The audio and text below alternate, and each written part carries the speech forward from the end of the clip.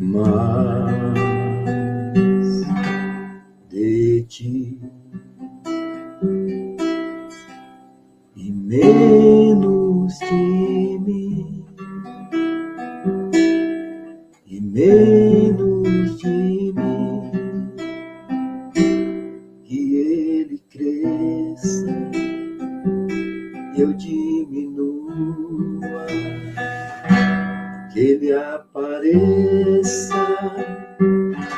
e eu me constranja com a sua glória e todo o seu amor, infinita humildade, servo de todos os irmãos. Ô glória! Paz seja convosco, graças a Deus que nos dá a vitória por nosso Senhor e Salvador Jesus Cristo. Sejam bem-vindos, queridos professores do programa de Educação Cristã Continuada. A lição que vou comentar hoje rapidamente é a lição número 8. O servo veio para servir a todos. Eu sou o pastor João Nery. Se você não acompanha ainda, se inscreva no canal. Eu faço também a live lendo e explicando a Bíblia Sagrada. E já li 24 livros nessa live, inclusive o Evangelho de Marcos. Os 4 evangelhos já estão lidos, Pentateuco também. E faltam apenas 42 livros para conclusão da leitura da Bíblia toda ao vivo, até o final de 2024. Por isso, se inscreva no canal. A maioria dos livros que nós estamos estudando, eu já gravei na live, lendo e explicando a Bíblia Sagrada. Como essa lição número 8 está falando do capítulo 10, você pode ir lá na playlist Marcos, escolher o capítulo 10 e assistir o que eu comentei ali na live, versículo por versículo. Glória a Deus. Olha, eu e o pastor Pádua. O pastor Pádua é o maior comentarista, já com mais de 6 revistas comentadas. Glória a Deus. Minha família abençoada, a Radassa, que está crescendo na graça e no conhecimento, também estatura. Olha que olhar lindo. Meus amados, repetindo aqui sempre, enquanto nós estivermos nessa revista de Marcos. Mateus foi escrito para os judeus e apresenta Jesus como rei.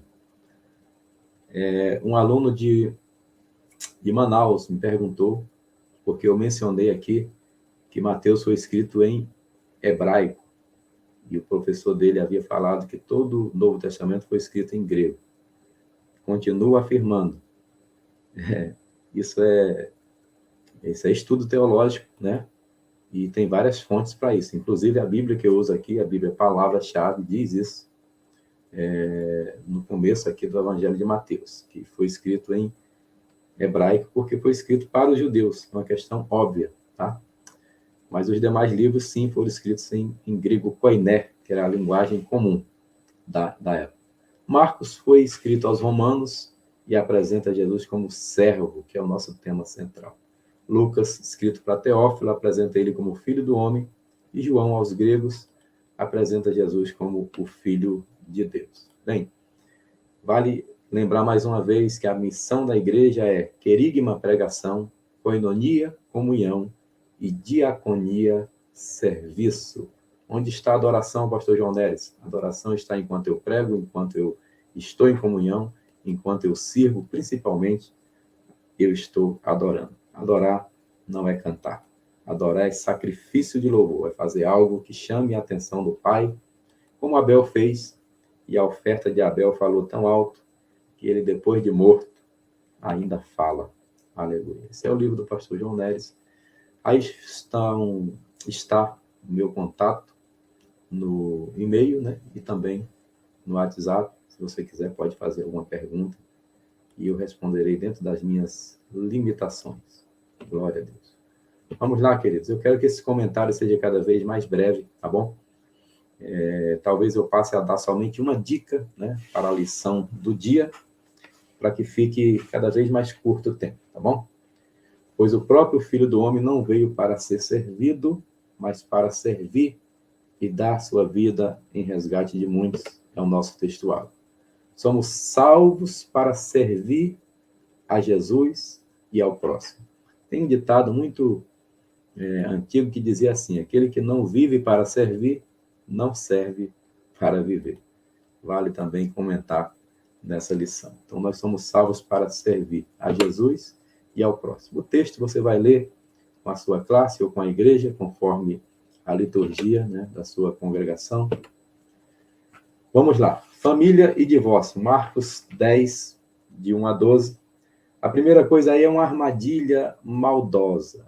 Bem, nesse tempo aqui, e o comentarista foi muito feliz, havia uma disputa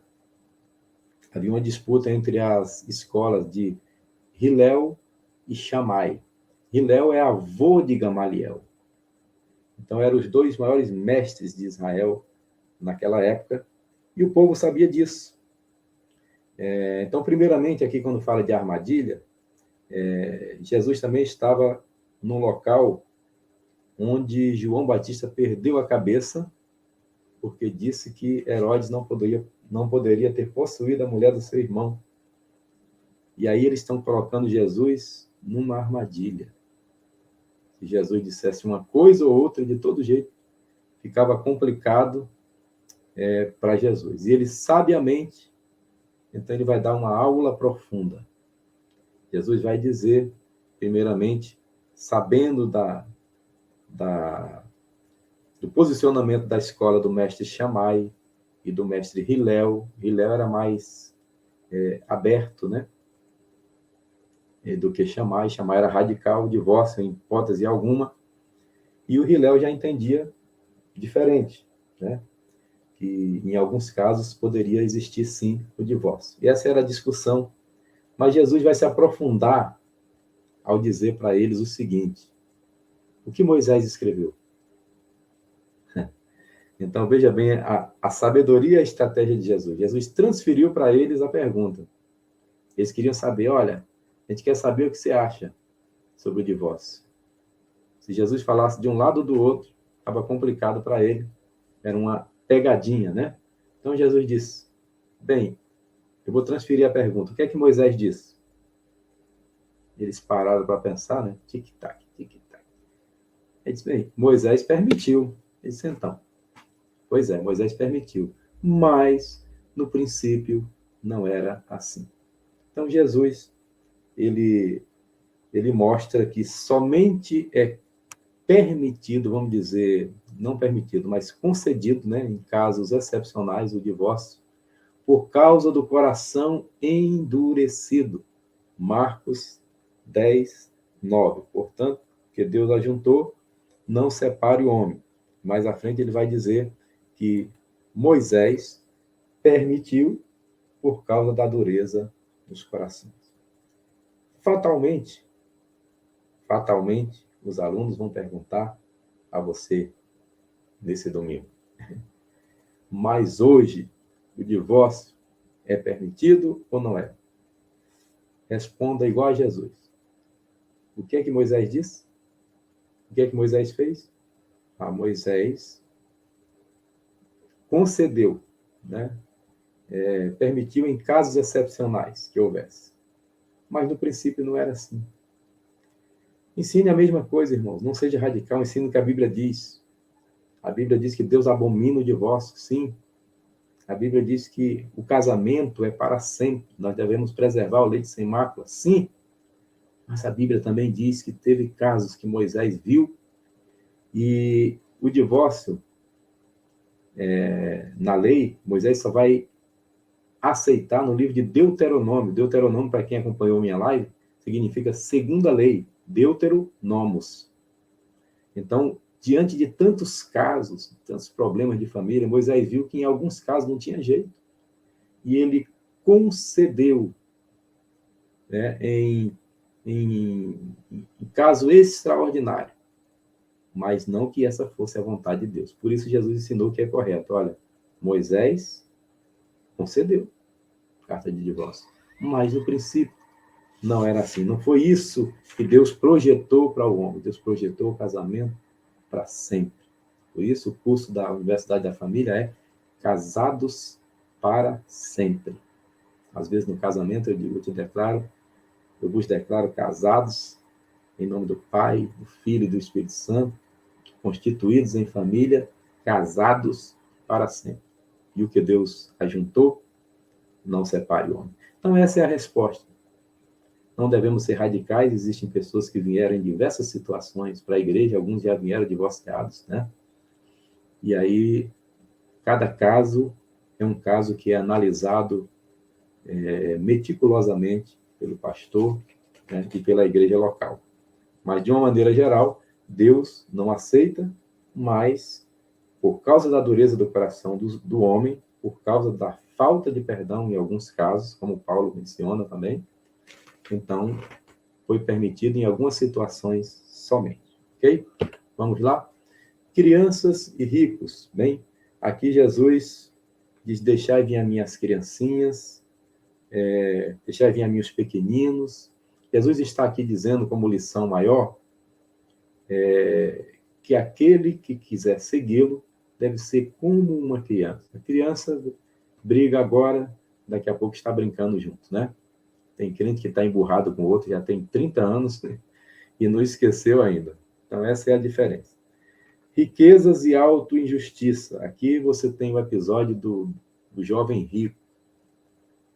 Ele faz uma pergunta, Jesus responde, ele diz que guarda toda a lei, mas Jesus diz, falta-te uma coisa. É muito interessante porque Jesus, olhando para ele, Jesus o amou. Jesus viu que ele estava perguntando na sua sinceridade.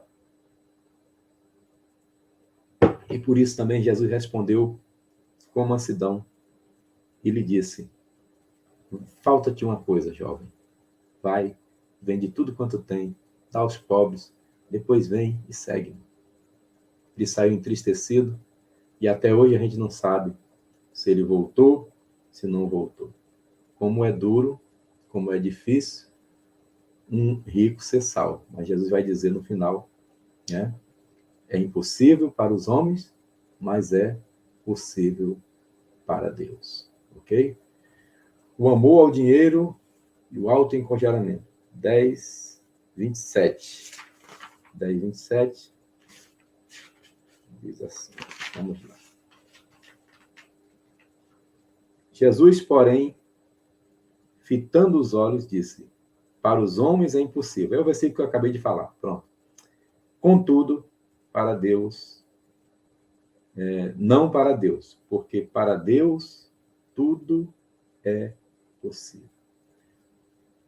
Então, Jesus está explicando que, mesmo sendo difícil um rico se converter, para Deus, tudo é possível. Nós temos na Bíblia o exemplo de Zaqueu, o exemplo de Mateus, nós temos outras pessoas que procuraram Jesus, que eram ricas, e abriram mão daquilo que tinha, porque o amor de Deus penetrou nos seus corações. O terceiro tópico fala do grande exemplo de humildade, né? Maior é o que serve. Marcos 10:32 diz, estavam no caminho. Olha, aqui tem uma mensagem, tá? Uma homenagem ao meu amigo pastor Aldilar, que está lá em Natal, no Rio Grande do Norte. Ele pregava esse versículo. Aqui é um tipo de mensagem textual. Você quer pregar uma mensagem textual nesse versículo? Marcos 10:32? Mensagem textual. Tópico 1. Estavam no caminho. Tópico 2. Subindo para Jerusalém. Tópico 3. Jesus ia adiante deles. Aleluia. Estava no caminho. Não saia do caminho. Não fique à beira do caminho, né? Esse é o caminho. Andai nele. Eu sou o caminho, a verdade e a vida. Ninguém vem ao Pai senão por mim. Fique no caminho. Ensina a criança no caminho que deve andar. Não é o caminho, né? O caminho você aponta. Ensinar no caminho é estar com ele. Então, eles estavam no caminho, eles estavam subindo para Jerusalém. Subindo para Jerusalém é subindo para a adoração. Subindo para Jerusalém é subindo para a espiritualidade. Subindo para Jerusalém nos faz lembrar de Daniel, que orava 3 vezes por dia com as janelas abertas para Jerusalém. subindo para Jerusalém, é subindo para o Senhor. E Jesus ia adiante dele. Se Jesus ia adiante, estava tudo bem, está tudo certo. Se nós estamos seguindo o Mestre, glória a Deus por isso. Ânsia pelo poder. No 10:37, permite-nos que na tua glória nos assentemos à tua direita ou à tua esquerda. Entenda, irmãos, eles não tinham o conhecimento que você tem hoje, que nós temos por causa das muitas fontes, e eles achavam que Jesus, indo para Jerusalém, chegando lá, ia dar um golpe de Estado, ia tomar o poder, né? E assumir como Messias. Eles não sabiam como, mas eles entendiam isso. Então, ele já estava pensando aqui nos cargos políticos. Um já queria ficar à direita e outro à esquerda. Ele já estava pensando aqui em dividir os ministérios, né? Que coisa. Mas Jesus vai dizer para eles que não é nada disso, né? E que eles devem ser humildes, porque o reino dele não é aqui, né? E como modelo de discípulo, seguia Jesus estrada afora. Está mostrando aqui que o Bartimeu, depois de curado, né? Ele seguia Jesus estrada afora. Nós somos o Bartimeu. Nós somos o cego que estávamos à beira do caminho. Mas Jesus passou com seus discípulos e eles estavam no caminho, eles estavam seguindo para Jerusalém e Jesus ia adiante deles. Bem, se eles estão no caminho, eu também quero estar no caminho e não à beira do caminho. Se eles estão subindo para Jerusalém, lá é o lugar certo. E se Jesus está adiante, aí é que é só vitória, né? Glória a Deus pela vida de Bartimeu, que se apresenta aqui como um modelo de discípulo, ele vai seguir o Senhor como os demais. Vamos lá para a aplicação pessoal, encerrando, quero encerrar em menos de 20 minutos. Atentemos para que nossas famílias, posses e pretensões do coração sejam em tudo santificadas, espelhando as sábias lições de Jesus. Afinal, devemos viver de acordo com os padrões do reino de Deus e não com os padrões do mundo. Meus amados, esses são os meus contatos de e-mail e WhatsApp. Fique à vontade para fazer perguntas. Deus abençoe a todos. Se inscreva no canal do YouTube e ainda essa semana eu mando para vocês a lição número 9. Um abraço e a paz do Senhor. Amém.